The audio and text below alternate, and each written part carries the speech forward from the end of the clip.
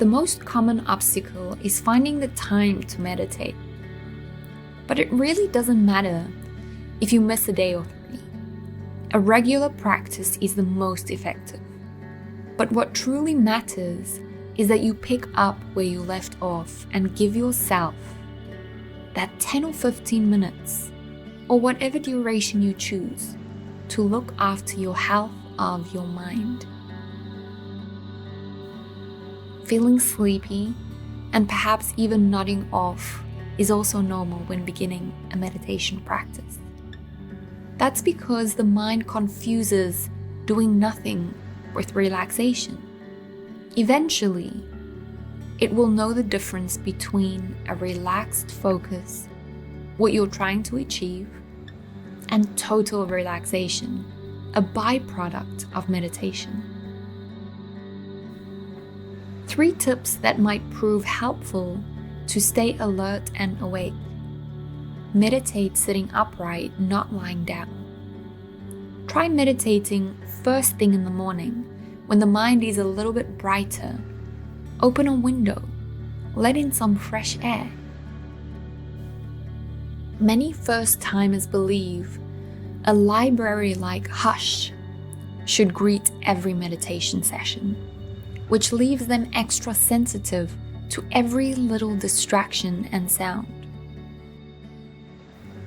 It is important to know you are not meant to be in total silence. You are simply meant to settle into your environment with all its accompanying sounds, be it a noisy neighborhood, screaming kids in the street, or a reversing truck. Rather than dwelling on those sounds or trying to tune them out and getting frustrated when you can't, allow them to come and to go without resistance. Of course, if you are struggling with this in the beginning, you can always try earplugs or noise-canceling earphones. It is always easy to start something new. A new diet, a new exercise regimen, a new hobby. But the tricky part is keeping it going. Early enthusiasm wanes. The novelty wears off. This is a common issue with meditation, especially because the exercises can sometimes feel repetitive. So it's worth remembering that we are training the mind to shift the way we relate to our thoughts and feelings. And that takes time, perseverance, and discipline. One reason people throw in the towel is frustration. Frustration that the mind won't empty or clear. Going in, it's important to know that the mind is always going to think, because that is what it's programmed to do. Meditating won't magically stop the thoughts, but it will teach you to step back and observe them without judgment or bias. The purpose is to allow thoughts to come and go. It is a skill to be learned, practiced, and mastered. And we can only master the skill by building a habit. We are trying to move away from our human doing and connect to our human being. Moving away from feeling valued and validated by your actions and doing, and remembering, or rather realizing, that you are enough by just being. So instead of trying to clear and empty your mind, we will first try to notice our awareness reaches further than just your thoughts. How our thoughts are a small aspect of our being. Thoughts will come and go because it is the natural rhythm of the mind to be an alert system of our surroundings. Our mind also acts as a warning system and will always be analyzing and channeling stories and memories. because the way our mind works is like a predictor. It uses the information of the past to calculate options to give in the present moment, serving you to try and make your life more comfortable and easier. The mind, like the ego, loves instant gratification and hates hard working and suffering. Thus, it will do everything in its power to avoid pain and to try to calculate the best option out and away from pain and discomfort. Sometimes, the mind and ego undergoes an unrealistic approach, though.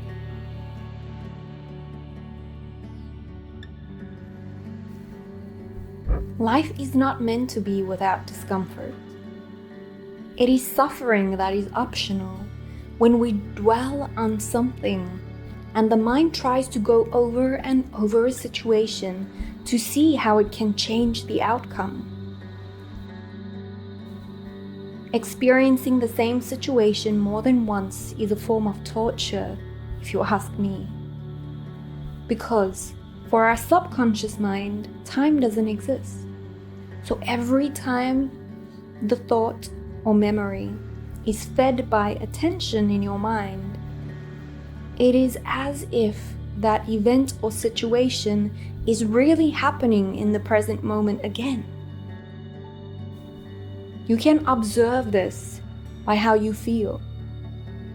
The same bodily response will be triggered by your nerves and hormones. We are not free from the grip of that which is happening to us. We do have the power to reprogram our mind to notice when our mind is trying to do this. Learning to meditate will help you to do this. In this course, we will use the 21-90 rule. 21 days to create a new habit and 90 days to build it into your lifestyle. This is only a guideline and not a rule or a command.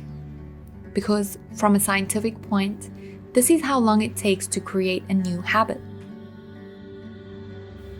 I also understand the fact that nature cannot be placed in a box. We are all unique beings, and this rule might end up being an exception for you personally. Whatever you choose to believe, the fact that we are creatures of habit is the truth.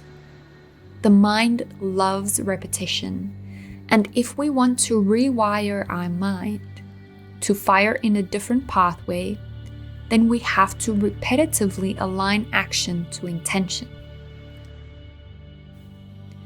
So you might find the repetition of the same meditation a bit annoying, and some stage you might even know the words off by heart.